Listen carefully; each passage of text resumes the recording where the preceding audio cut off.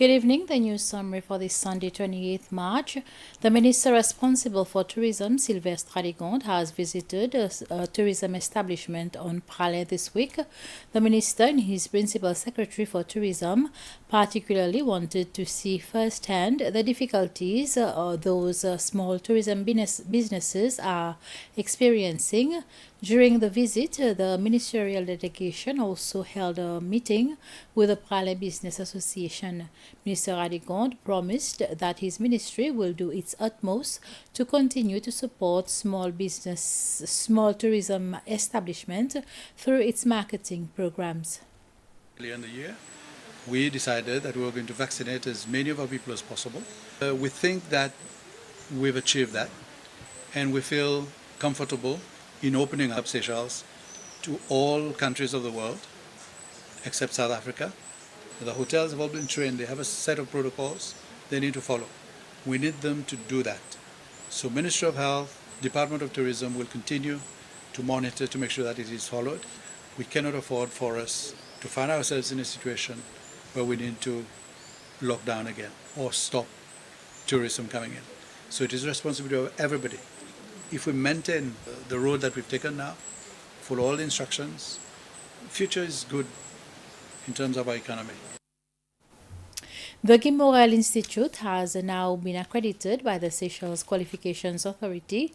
This means that the institution can now operate as an independent educational entity and issue its own certificates. Work for accreditation started as far back as 2018 when the Guy Morel Institute separated from the University of Seychelles.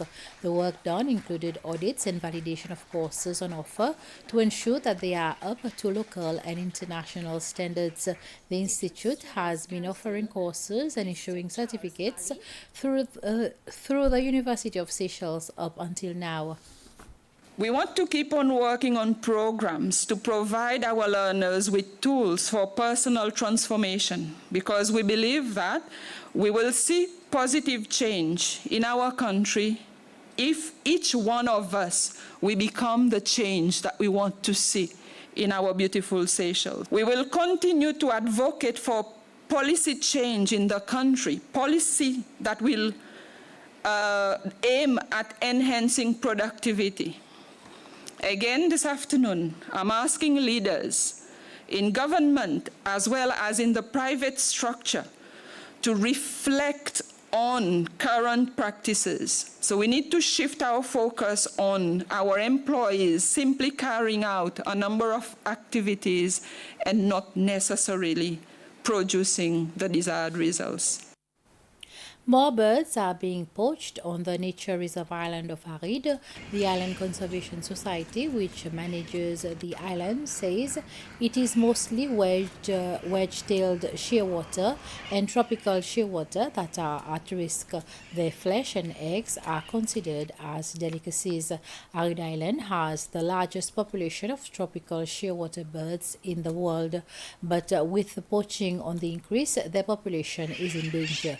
Illegal fishing is also taking place within the 1 kilometer boundary around the island. The Island Conservation Society says those illegal activities have especially increased over the past year. To counteract them, the Island Conservation Society has signed an agreement with the Seychelles Coast Guard, which will have the power and resources to intercept poachers. There is a difficulty when you have good legislation but no enforcement, because it means that people do not respect the law. What we have been lacking, why we have been unable on our own to enforce the law, is a lack of resources. Seychelles Coast Guard, of course, has fantastic resources and fantastic ability. Now, with the backing of the Seychelles Coast Guard, with our rangers and conservation officers on the island itself, supported by the Coast Guard, I think we're now in a very, very different situation. And so after more than 40 years of protection, we can really make sure that the island is fully protected.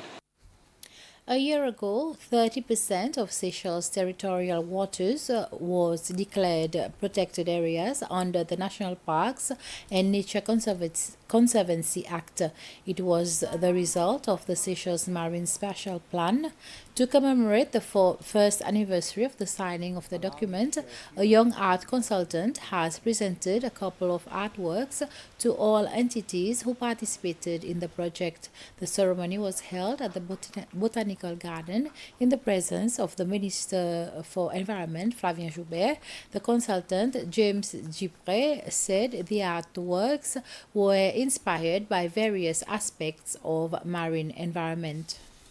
The value and the importance of public education and also incorporating all those innovative ways to educate people. I mean, those artworks that we have here, it's an example of how we can reach out to the youth, reach out in innovative ways, and also environment it's not just boring green stuff. Environment is attractive, environment is exciting, environment is young.